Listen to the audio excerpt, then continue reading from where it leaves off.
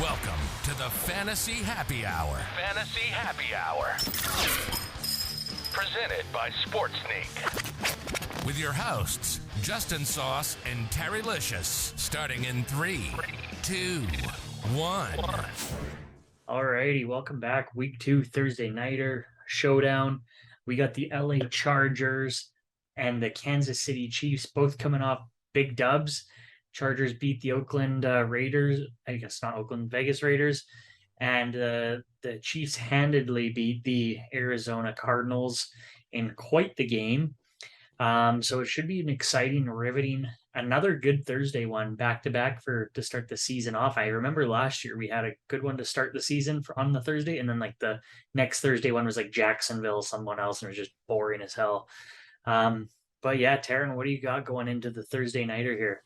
These island games are good so far this season. Even the Sunday Nighter's been the biggest disappointment, but the Monday Nighter looks good so far. And but this is going to be a great game. This is always a great game. So I actually trekked back to look because this is a division game. Both these teams, huge wins to open up the season. They always want to stay in contention with each other because usually these are the two teams in the last couple seasons leading this division. So trading a game apiece last year. So they played twice.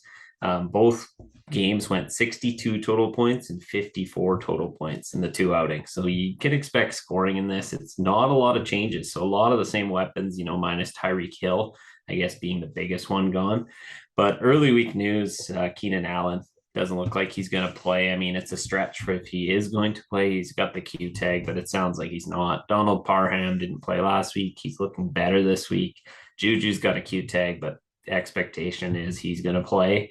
And then Butker, a kicker's got a Q tag. I was like a little stunned on that, but we'll find out on that one. But I think you got to start by looking at like how this season has went for these teams. And it's very short, short season so far, but let's consider, who did well last week, who's everybody going to ride. And Clyde Edwards-Helaire to me is going to get ridden by everybody. And if you look at the actual usage, it was a blowout. So you saw the Pacheco come in and do a lot of the work late. But I mean, Clyde Edwards-Helaire is a guy who's going to get used with McKinnon and Pacheco equally. He caught 2 of those TDs through the air. It wasn't a lot other than that. There was just the 2 touchdowns, and then the yardage wasn't great. So I think a lot of people are going to go there. So I actually lean the other side where Eckler was kind of a disappointment, I guess you could say, for fantasy. He's been touted as like one of the top backs this year. He was going like I think 4th as a running back in most drafts, 3rd or 4th, and he very highly touted, and he got 18 touches last week, but that only resulted in about 72 yards. So I think a lot of people are kind of down on him, but he's a great stack with Herbert. So I mean, I think you lean towards Eckler this week. I think Edwards-Helaire in a close game is going to get less usage. McKinnon's going to see a lot more of the field. So I think if you want to go cheap, there's the McKinnons, the Pachecos.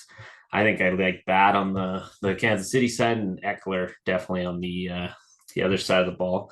And then QBs, these are great quarterbacks for this matchup. I mean, again, I went back to last season's games. 6 TDs for Mahomes, 7 TDs for Herbert between the 2 games. Mahomes averaged about 340 yards. Herbert did only about 270, but he also got 1 in on the ground. So, I mean, there's lots of options here to go QB on either side. I think you just got to trend that with your stack because pricing is going to outmatch you if you take them both. Wide receiver, I think one of the biggest busts last week was Mike Williams. He didn't see anything until real late in that game, and he only went 2 for 10. And coming into the year, supposed to be great. I think he does turn it around. Is this the week? I don't know. Usually the Chiefs are really good at limiting the deep pass, so that's usually not the best way to attack them, and that's kind of Mike Williams' bread and butter. But maybe with Allen being out, most likely look to that Carter. He came in last week. He became kind of the guy, the second highest usage, and he's a fast guy. So they brought him in from Washington, and he's cheap. Well, not quite cheap. He's the middling receiver, and he's kind of the fast guy that's going to get you the deep ball. Guyton and Palmer are there, and they're both cheap. So those are options. I don't really love either of them because the tight ends here get a lot more use. So you might want to lean towards tight ends over those two. But I mean, these are the guys you're going to take a shot in on this game. And then KC offense has about a million mouths to feed. So, pick your guy who you want. I think if you want to play the hot hand approach, take one of those like cheaper fast guys because they have three of them: Hardman, Sky Moore, and Marquez Valdez Scantling. I think they all are very similar. They're going to be deep threats, not volume guys. Whereas Juju and Kelsey are going to be your volume plays where they're going to get a lot more usage, but a lot shorter usage. The other three are going to maybe catch you that deep ball. So pick your poison with those guys. And then Juju and Kelsey seem like guys you can just stick in and they're going to get the volume, especially Kelsey. I mean, this offense hasn't changed in how many years, and Kelsey's always the guy. And then on the other side, in the tight end pool, Gerald Everett has one of the best games of any tight end last week. He looked awesome, making some really great catches. So maybe he's a guy you bow in, but again, those two are going to be priced up.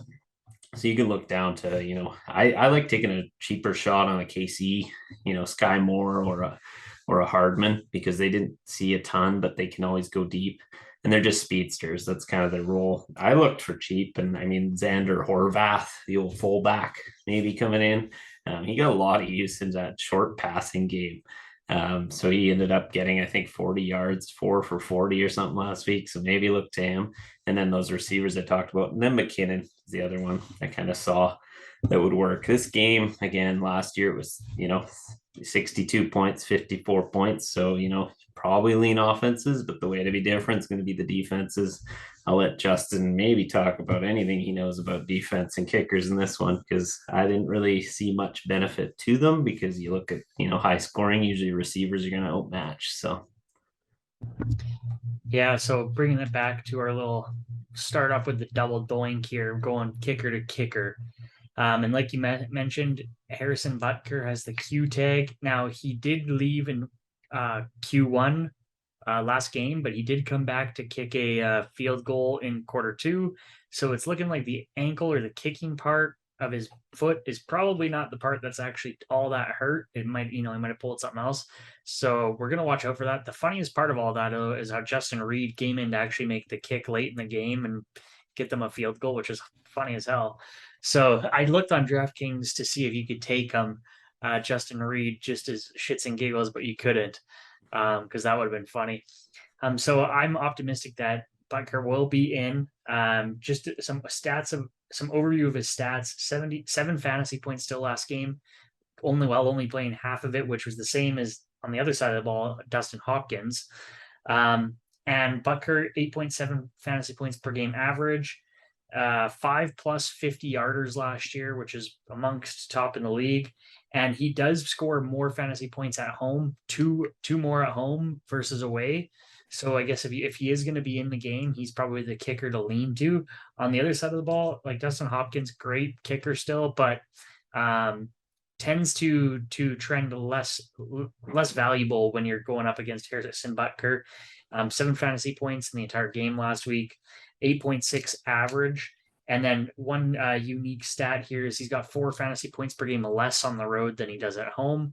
So when you're talking kickers, that's quite a big number, which, I would fade them anyways and probably go full offense in this game. But yeah, as you said, way to be different. If you have multiple lineups, mix one of those guys in there. And then a few value plays, Terry, and I'm going to add on DeAndre Carter. You mentioned he's the Keenan Allen replacement. He was 3 for 4 last week and a TD. Comes in still kind of expensive around like that 4 or 5K mark, I think he was. But when you're looking at that high octane star power out there, there's, a lot of, you can probably only buy 5 of those and then you're taking a shot somewhere else. Another one just to like really go down in the deep, dark depths of that fantasy. Jody Fortson, tight end for KC. I think he's like 3rd on their depth chart, but he has he's got more reps in than Noah Gray.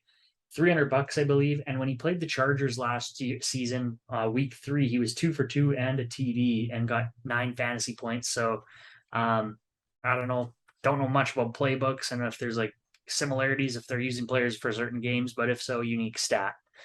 Yeah, anything else you want to add in there? No, I like that move. I do want to say there's another tight end on the Chargers side. Is it Anderson? Similar, look for the third guy in the depth chart because these two teams tend to get in the red zone and have that trick playbook where they're going to throw to the third tight end in a jumbo set with a running back kind of expected to get the ball, but then they'll just peel one away because the Kelsey's obvious, so they usually don't do it to them, or the other side, the Everett's obvious, so they're going to go to that third stringer and give them that 1 yarder. So that saves you a ton of money in this slate because this is going to be a tough one. Perfect. Well, we hope you guys enjoyed this one. It's gonna be a really fun game. Let us know who you're picking or who you got in your sleepers here in the comments. Like the video, it does really help. And if you really like it, subscribe. You also notice Taryn and I are both making reaction vids to our teams, Vikings and Texans. So if you dig that, check those out, and we'll be trying to be consistent with those. Yeah, but yeah, we'll see you guys week 3 then for another barn burner of a Thursday. Peace.